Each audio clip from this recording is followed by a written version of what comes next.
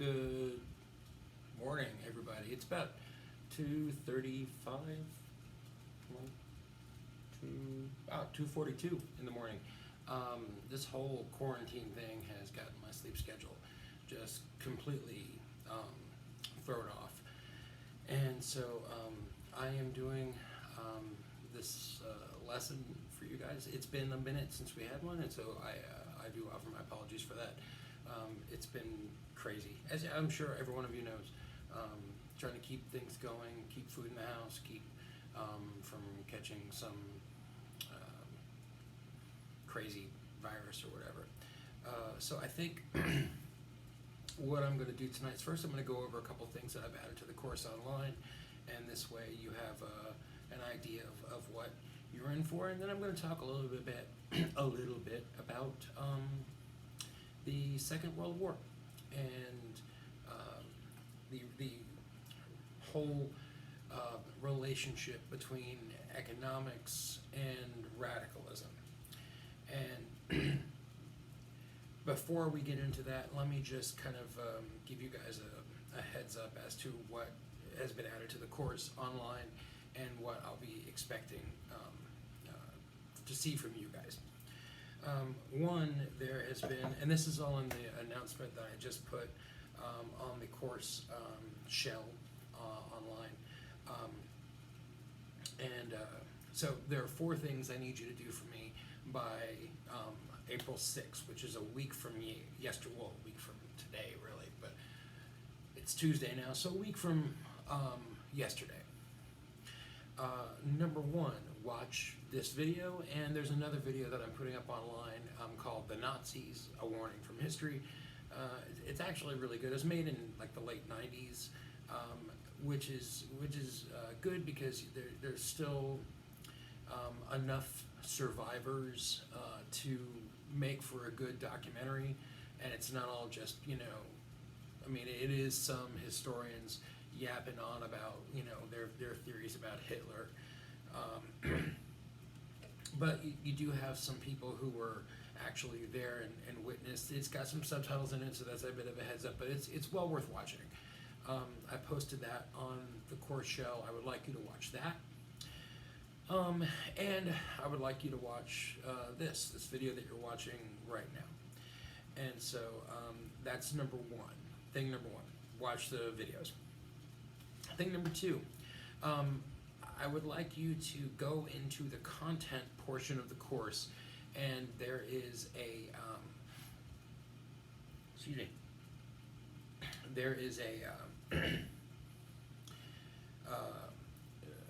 set of lecture notes that I wrote years ago, but it's a really good sort of review or summary of the things that we've talked about before the class ended and before, well, didn't really end, but before we stopped coming to physical class, and started doing this, and it'll hopefully get you kind of caught up, because that leads us to thing number 3 that I want you to accomplish, and that is your second exam is overdue. It's time for you guys to do your second exam. And I've decided, and those of you who had me at Creek will know, I have just an abiding love of making crossword puzzles, because I am just a hopeless dork.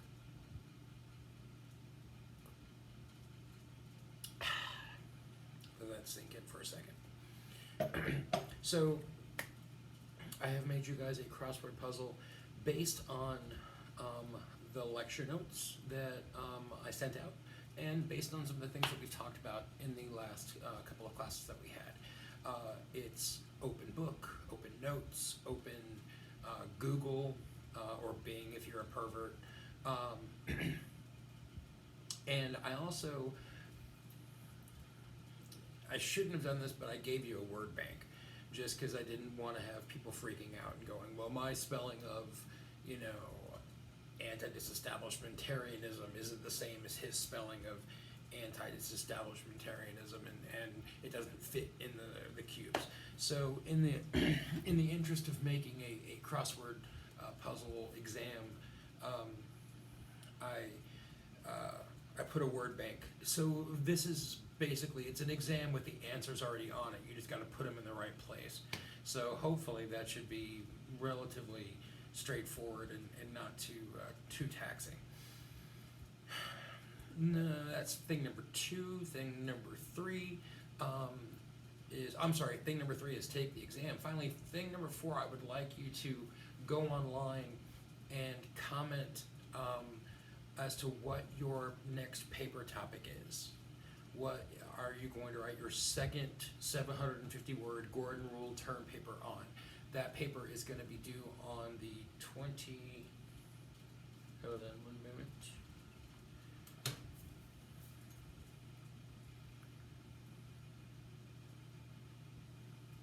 Still have an iPad mini.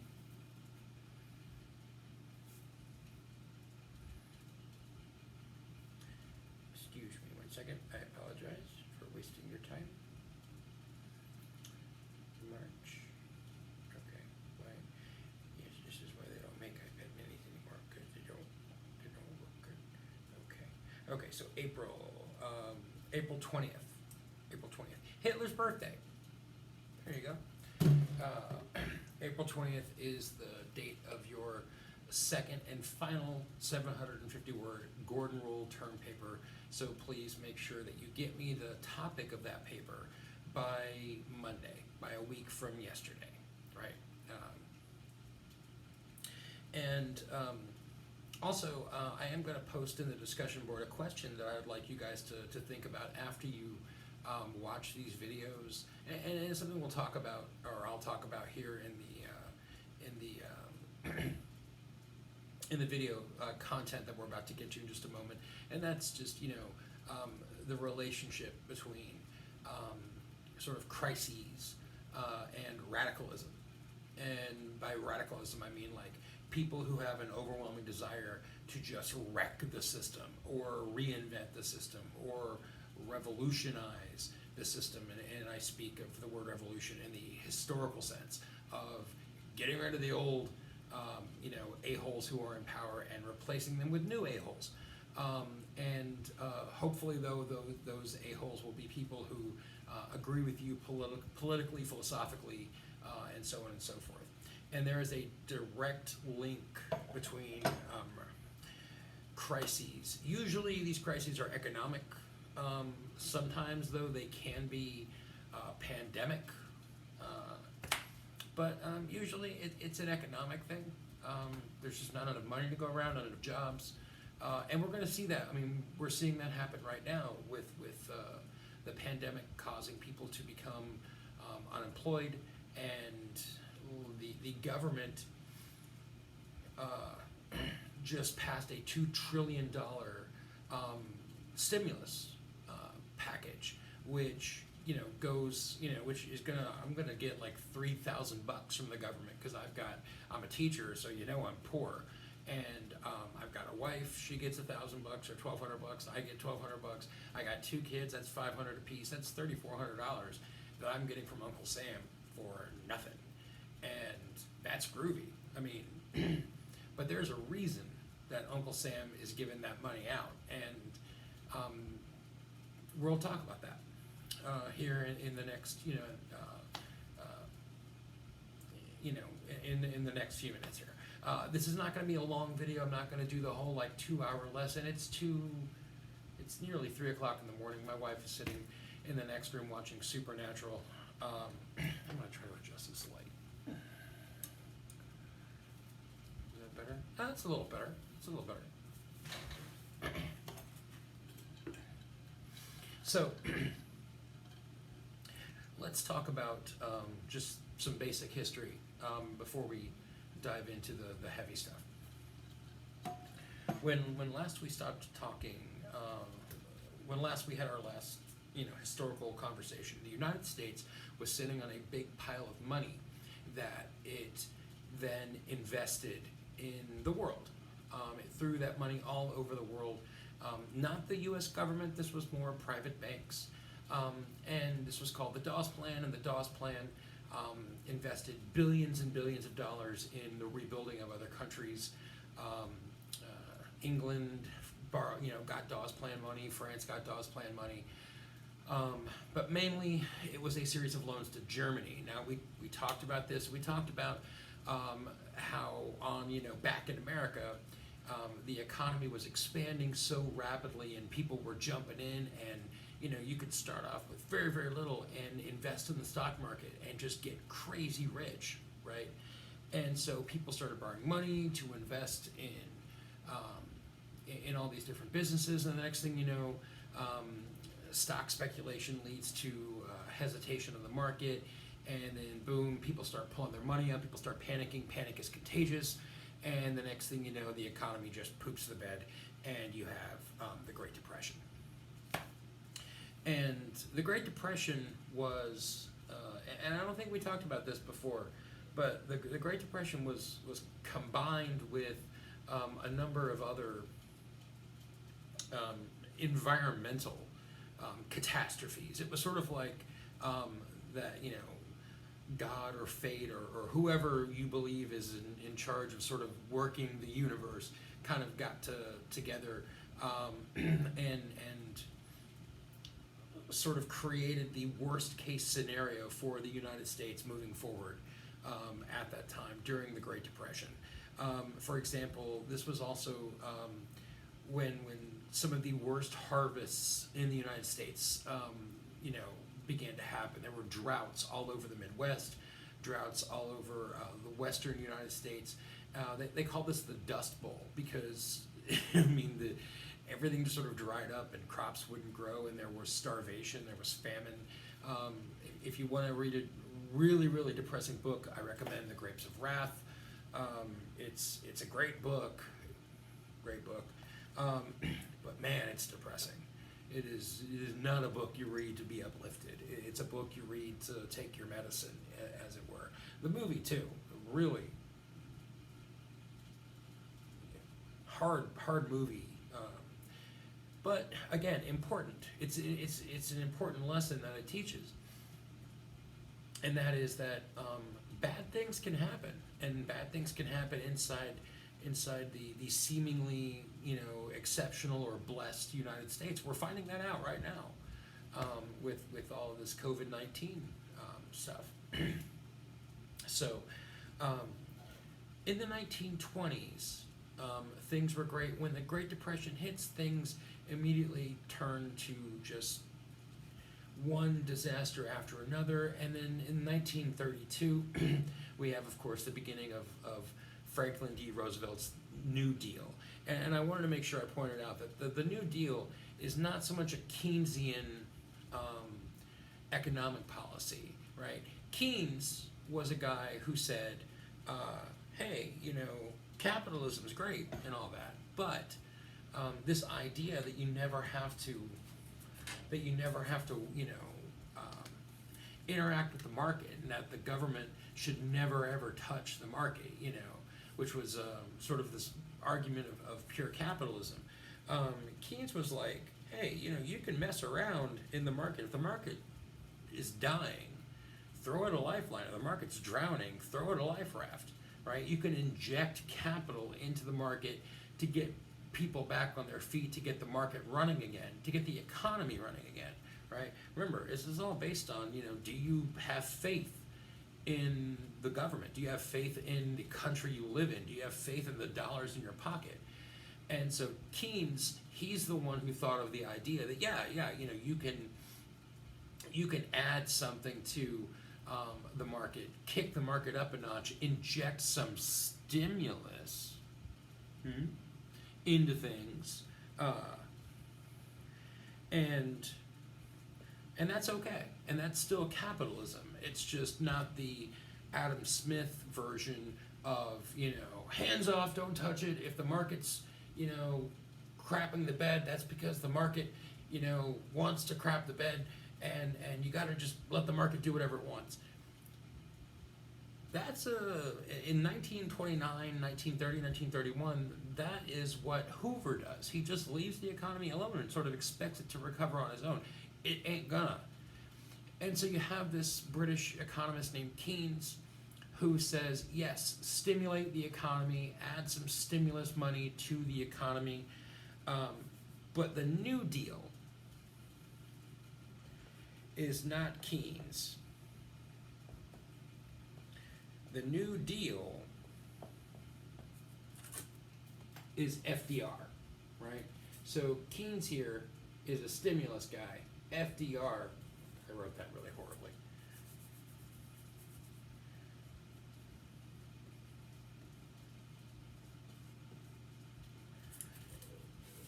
Keynes is a stimulus guy. FDR then takes that idea, right? This is coming up backwards in my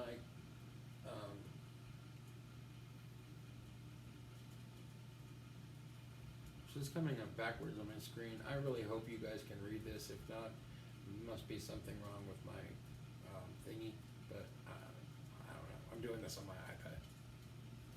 All right, Keynes is a guy who says stimulus. FDR takes the idea of Keynes and says, all right, let's do that then. Let's stimulate the economy with jobs. Let's stimulate the economy with just throwing money at people to get things moving again, right? The economy doesn't work if people don't believe in it.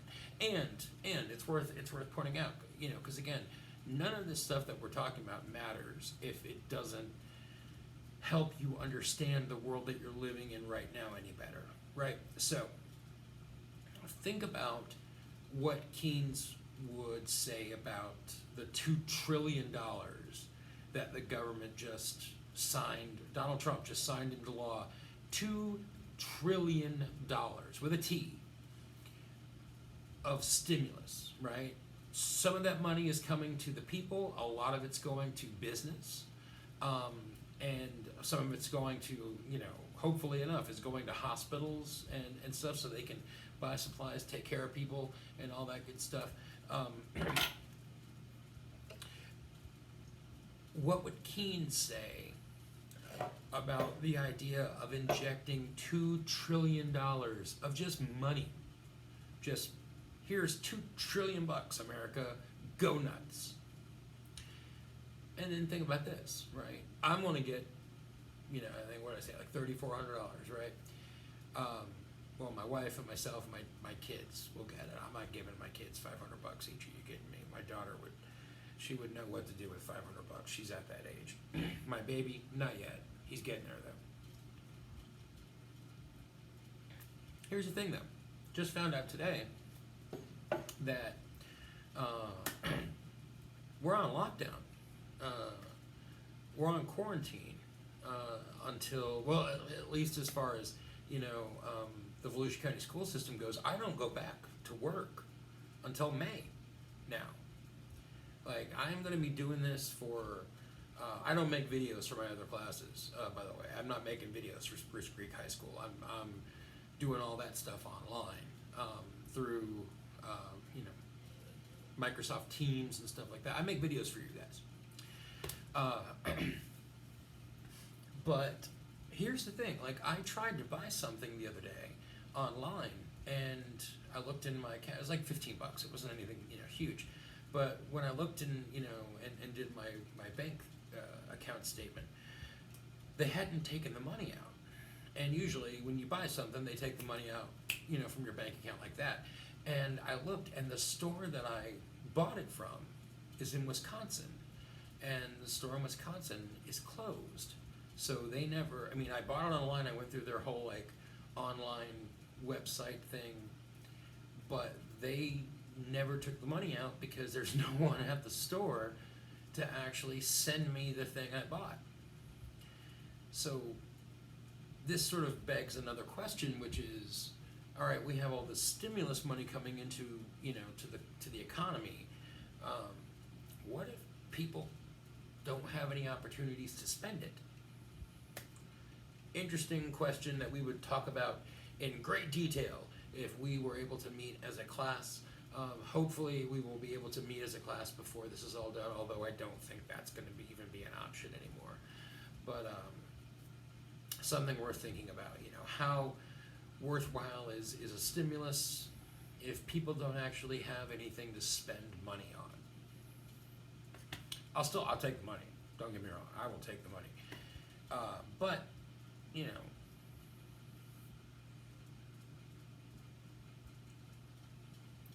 let's talk about why they're throwing that money at us. Hopefully all of you are getting your slice of the pie, or if you don't, if you're not getting it, it's because you already make too much money and you're just too fabulously wealthy to qualify for a stimulus check. In other words, hopefully if you're not getting one, you're not going to miss it. Why does the government think giving money away is a good idea? A great example of an answer to that question is definitely Nazi Germany. Let's talk about that for just a second. So, the Dawes Plan is a bust. American bankers have taken people's, have lost people's life savings. I know we talked in class about, how they would have, they would own the mortgage to someone's farm and have that farmer's life savings in the bank, and they would lose the life savings and they would still demand payment for the house or the farm, and it was just a catastrophe because all of this money is gone and it's hopeless, and the banks are looking for money wherever they can find it. And one of the places that they had bet big that they thought they could reclaim some of their cash was in Germany. And in Britain and France too. I mean, the Great Depression hit everywhere. South Africa was one of the worst hit nations on the planet. No other nation is going to get hit worse than Germany, right? But South Africa is pretty high up there. We don't have time to get into South Africa today, anyway. But just so you know, it's not just Europe either. It's nations throughout the world, particularly those nations that had been colonized by European powers. South Africa, of course, is one of those. It's a British colony. So, excuse me, got to loosen up here for the Nazi talk. So,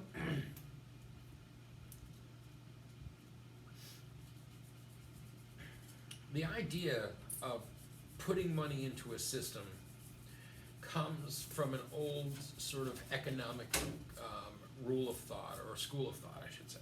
Rule of thumb, right? And that rule of thumb is that there's a direct relationship between radical thought and the status of the economy.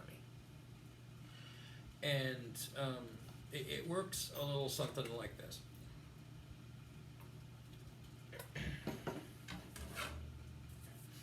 The better the economy,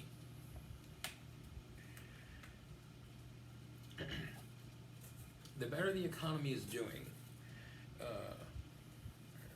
just in case you guys are seeing this backwards, I'll make the signs easy to understand. Everyone can understand. Well, even that looks weird. I hope you guys are seeing this right way. I have to check when I post this up on YouTube.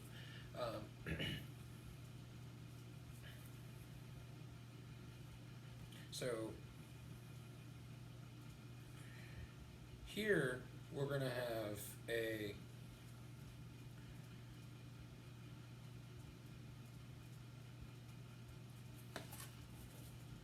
here we've got the economy, and then here we've got a radical guy, right? He's holding his hand up and screaming "Heil," right?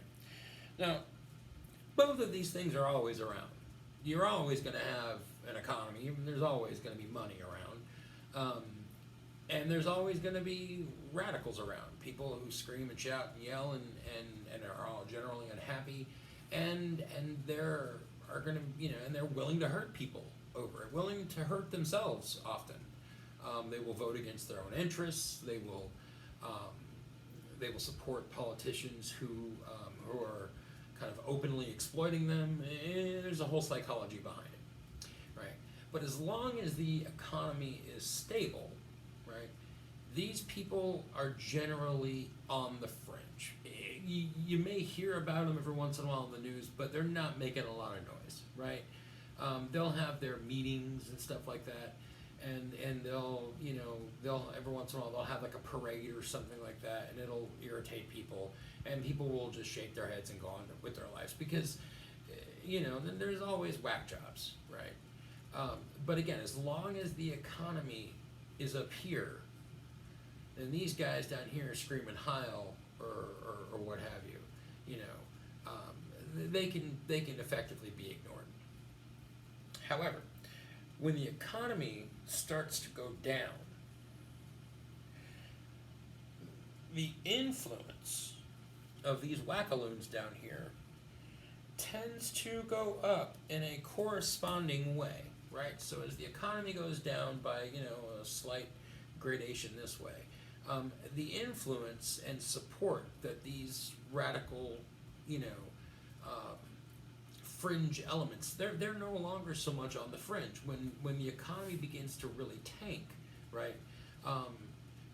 These folks who would ordinarily not get a lot of reception in a crowd are all of a sudden going to have more and more people paying attention to them, right? And so, and this is an inverse property, right? So basically, as the economy, if it really just falls off a cliff like Great Depression style, what you see happen is a direct, inverse proportion that reflects how influential these, political parties, these radical political groups are. And again, I'm not talking about leftist radicals or right-wing radicals. It's just radicals in general, right? Radicalism in general has a much greater influence as political and economic stability, mainly economic stability, goes down, right? As people become less trustworthy of the economy and their ability to make a living and their ability to pay their bills, their willingness to listen to loons and whack jobs, guys like Benito Mussolini or Adolf Hitler, right? These guys don't get an audience when people have food on the table and a roof over their head and money in their pocket. You don't want anything to do with these guys. These guys are embarrassing, right? They're out there, screaming their, Ein Reich, Ein Deutsch, Ein Führer, all this nonsense. And people don't want to be associated with that until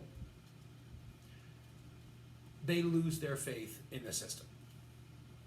And typically, not always, but typically, they lose their faith in the system because of some kind of economic disaster. Now, that's not always true. Again, it can be a political disaster that can cause people to lose their faith in the system. But usually, any kind of political disaster is going to have an economic impact. And so it's hard to tell, is it the politics that's causing people to lose faith, or is it the economic, is it the impact that political bungling had on the economy that causes people to start to support radical political parties? It's an open question. I'm sure there's good research. I'm sure there's good research being done on that. I haven't read any books on it in the last year or so. I'm sure there's excellent work being done about, is it a chicken or the egg kind of situation? Like, is it bad politicians who make bad economies, or is it, other situations that create bad economies that then bring you bad politicians? It's again, an open question. What I want you to remember, though, is that there is a directly inverse relationship between economics and radicalism, right? Economics go up, right? Radicalism goes down. The economy goes down, radicalism goes up. And if the economy goes like off a cliff, radical political influence skyrockets. Now, I've been using the word radical a whole lot. Let me tell you what I mean by radical, right? A radical is someone who has no interest in working within the prescribed political system. In other words, a radical is someone who openly wants to destroy the existing system, all of it, right? I mean, if there are parts of it that you like, too damn bad, it's all got to go, and we're going to rebuild it in, you know, in a way that suits us, right? So let's talk about some different radical political groups throughout history that, you know, we're already aware of. We've talked about communists. Communists were all about destroying the system that existed in Russia, and they did in fact destroy the system that existed in Russia. That was a monarchical, absolutist monarchy, where you had one guy, Tsar Nicholas II, who was completely, totally, and 100% in charge of his country. A huge number of Russians rejected that system, and in the end, after several years of civil war, in which the Tsar himself and his whole family ended up being dethroned and deposed and executed in a basement, the Bolsheviks, which were the Russian communists, they won, or they came out on top, I should say, and that country, Russia, which had been an absolutist monarchy for centuries, now became a communist country run by radicals who were intent on completely destroying the old way of doing things in favor of a system they believed would provide an egalitarian, totally equal system.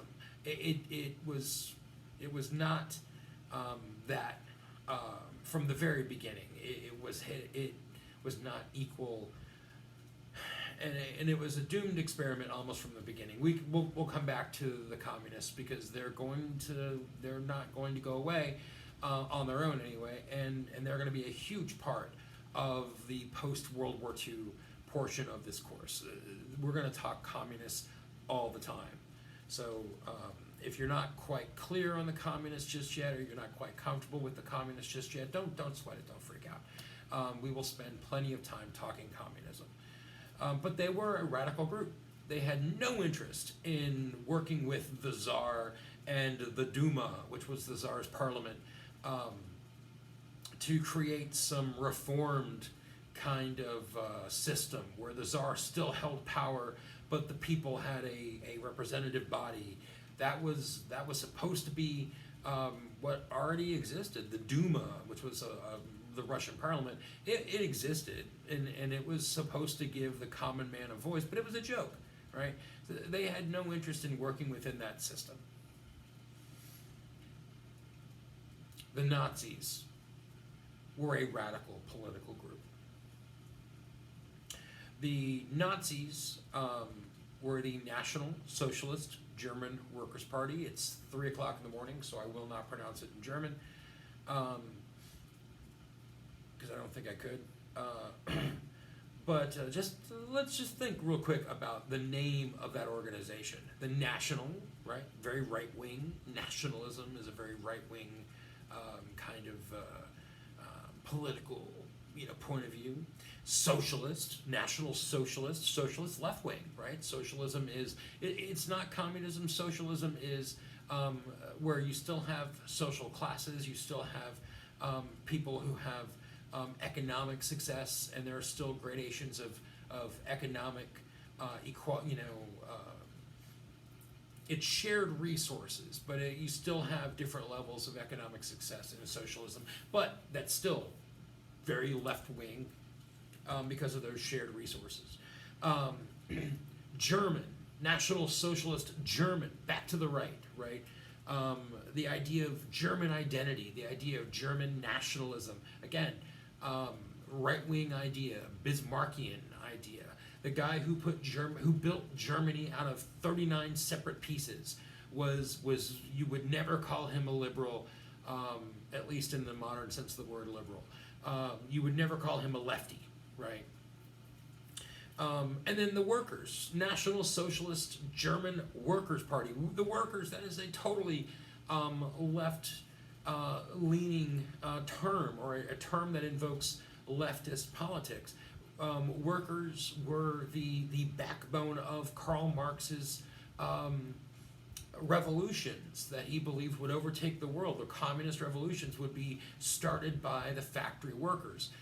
So what I'm trying to get at is the National Socialist German Workers' Party, they were trying to please as many different audiences as they possibly could, as they made their way through a series of bungles and follies into power. They rode this wave of resentment in Germany that started at the end of the First World War. I know we talked in class about how at the end of the First World War, the German soldier was ordered to put his gun down, at 11 o'clock, on the 11th day of the 11th month, and just, basically abandon their posts, which were in France. They did not get beaten back to Germany. Put their guns down, go back to Germany, and then suffer this humiliating defeat of the Treaty of Versailles. It was obnoxious, the kind of defeat they had to deal with. And so the idea began to develop as these guys were marching home from the First World War. They hadn't even gotten home before this idea of a conspiracy had developed amongst the soldiers, that they had been stabbed in the back, right? Literally, that they had been stabbed in the back by leftists back home, by communist agitators back home. See, the reason that they had thrown in the towel in the first place, the reason the German high command, I should say, the bosses in Germany, which were military officers, generals, the reason they had thrown in the towel was because Germany was about to kind of fall to a communist revolution, much the same way that Russia had. And so when you've got all of these, communist agitators stirring up trouble, causing workers' strikes, causing, riots and things like that in the city streets of Berlin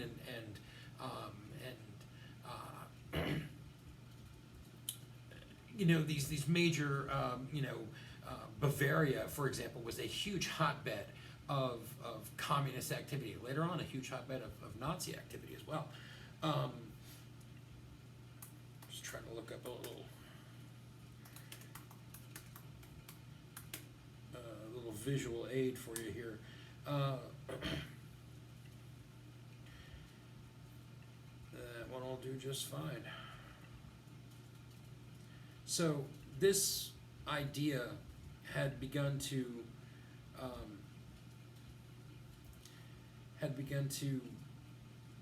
develop long before. I'm sorry, lost my train of thought. This idea began to develop as the soldiers were making their way home. That they had been stabbed in the back. That these communists back in their home cities were stirring up trouble. And amongst, and then when they got home, many of them joined these units called Freikorps units, which basically went out and sort of curb stomped these, communists that they found stirring up trouble.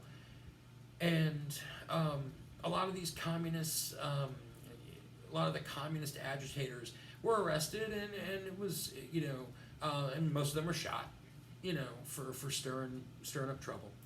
And this idea starts to develop because and again, I know we've mentioned this before, but of you know, a vast majority of the communist leaders who are trying to whip, you know, Germany into a frenzy and start a communist revolution at the end of the First World War, while the soldiers were still off at battle in France, most of these guys were Jewish.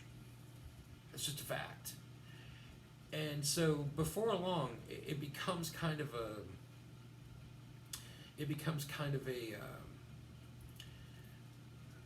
commonly held idea in Germany that Judaism, or being Jewish, I shouldn't say Judaism, because Judaism is about, it implies religion. This is not about the Jewish religion. It has nothing to do with why, Christians aren't, Christians and Jews don't get along. This is not about that. This was something totally different. This was this idea that Jews had tried to capture Germany away from the German people, while the German soldiers were away and couldn't defend her. And they had done so by latching onto this idea of communism that sort of tricked the feeble-minded into joining, right? And that's how they gained their numbers.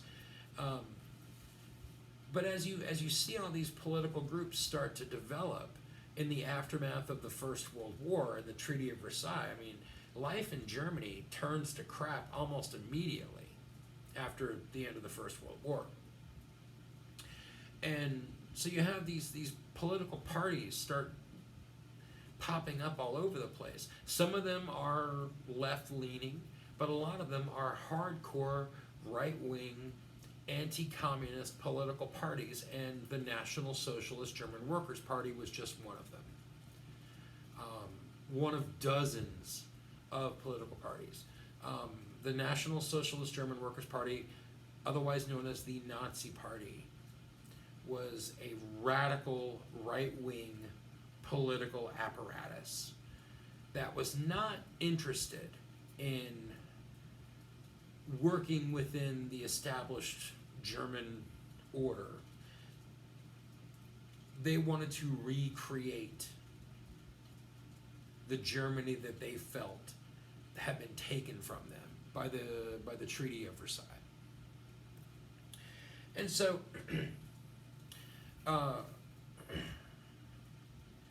we don't need to get into the video that you guys will watch. Will go into the hilariously incompetent ways that Hitler will try to gain power. Hitler, by the way, is not even the founder of the Nazi Party. He's number 50 or something, and they number his membership card like 550 or something like that to make it seem like they had more people.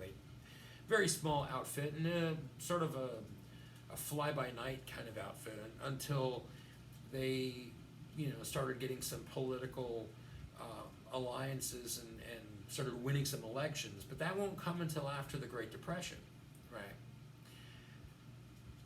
But you can see it. and pay attention when you watch the video. Pay attention to how, as Germany improves with these loans from America, Germany improves, and pretty soon Hitler and his band of chuckleheads, they are reduced to they're a joke. They are a national joke. As Dawes money kicks in, and the high times are here again in Germany, Hitler and Goebbels and Himmler and these guys, they're national punchlines. What brings them back around is the Great Depression. And the Great Depression takes what could have been a footnote in Western civilization, one that you wouldn't even learn about unless you delved so deep into German history. Like who ever heard of the Social Democrats? In Germany, and yet they were probably the most powerful political organization in Germany before the Nazis came along, right? So it's going to be what the Nazis are going to do with the power that's going to make them worth paying attention to. It's worth mentioning that Hitler had a number of supporters here in the United States.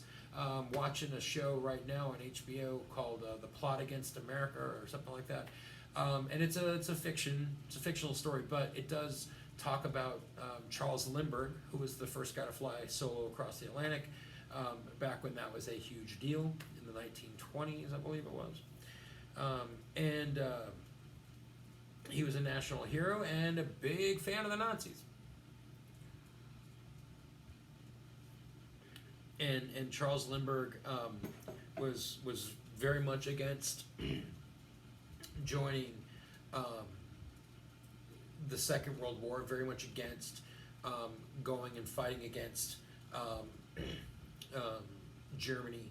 But it should be said, in the interest of reality, that once America got on board against Nazi Germany, Charles Lindbergh did his part to raise money and all that stuff. So, I don't want to tarnish the name of Chuck Lindbergh all that much.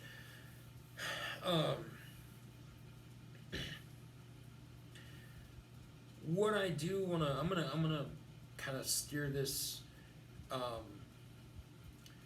towards a close here, because it's going for about 45 minutes and I'm getting very tired.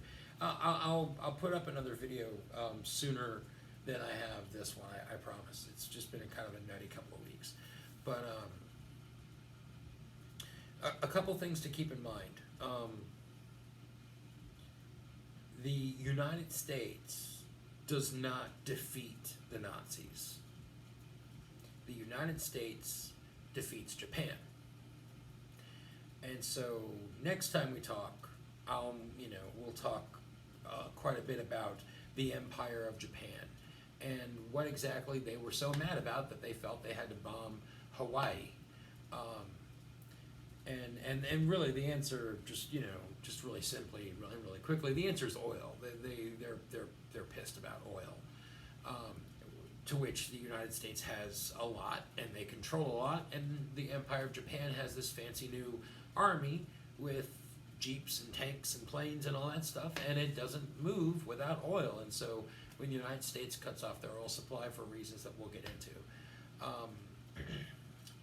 they are upset. And so, however, the United States gets involved in the war against Europe. In a war in Europe against the Nazis for a couple of reasons. One, Hitler declares war on the United States after Japan does, like a couple of days after Japan does. Japan bombs Pearl Harbor, December 7th, 1941, day that will live in infamy, all that stuff. And then I think December 9th or 10th, it's within a couple of days. Hitler, without needing to, without even really being asked to by the Japanese, Hitler's like, oh yeah, me too. I declare war on the United States too. Why? Who knows? The United States, though, is the leadership of the United States is keen to get involved against in the fight against Nazism, because there are two forces at work, two radical forces at work in Europe at that point. Moderatism, like the moderates, the governments of like England or France or those more sort of civilized, Western civilization countries, those governments are on the decline, and radical governments like fascism has taken over Spain first, and then just sort of like a dry run for the Second World War, and then Italy, and then of course actually Italy first, then Spain, and then Germany. And so fascism is one radical force that kind of freaks out the United States when it looks at the future of Europe and its ability to trade with Europe and kind of oversee what's happening in the world with Europe. But the other radical political force is communism. And so it's kind of an open concern that while we can't allow the Nazis to get away with what they're trying to get away with, which is basically to take over first Europe and then ultimately they want to rule the world. And if not the world, at least a good chunk of it. But the United States is unwilling, even though most of the people of the United States are isolationist in the sense that they don't want to fight and die in a European war. Pearl Harbor, of course, changes all of that. And so now, given this heavy investment that the U.S. is going to be willing to make in the fight against these dictators, right? These people trying to rule the world. They want to be in the fight because if there's going to be a war between fascism and communism, the United States looks at that as a no-win situation. And so whoever wins, whether it's the fascists or the communists, it's not going to be good for the United States. And so, looking ahead, and we'll deal with the Second World War in another video when it's not edging up on 4 in the morning. Looking ahead, we will talk about what is going on with Japan, how the United States defeats Japan, how the United States helps to defeat the Nazis, how Russia, or the Soviet Union I should say, how the Soviet Union does defeat the Nazis, which is kind of a big deal. And then what Europe is going to look like after all of that is said and done. This will be the second major movement in the development of the great power shift between the old country of Europe to the new world of the United States. And there will be a partner in that, and that partner in sort of governing the world will be the Soviet Union, and no one will be happy about that. Not even the Soviet Union.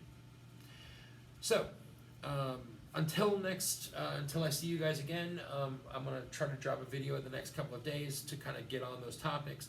But even if I don't, right, and I'm going to, but even if I don't, I want you thinking about download that crossword puzzle.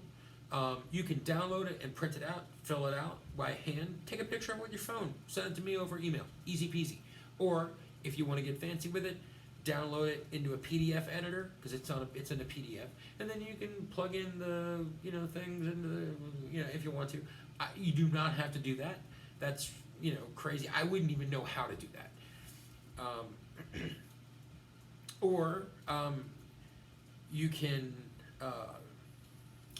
basically just write down across and then down and then the number and just write the answer next to it and send me that in a Word doc. Don't make it more complicated than it needs to be. Okay. I don't want to get lots of emails with questions on how do I do the crossword. Just a little critical thinking. You'll be fine. Make sure you tell me before next Monday what you would like to write your paper on. I need to know that. And again, papers are due April 20th, Hitler's birthday. And make sure you go to the discussion page where you will see a question from me, and which asks you to kind of think about some of these topics that we've talked about in this last video. And finally, actually, I think that's it. I'm really tired, guys. I'm going to go to bed. Have a great day. I'll see you all soon. Be good to each other. Stay safe. Stay healthy. Don't cough at anybody. Try to stay sane out there, folks. It's crazy. And enjoy your $1,200. I plan to.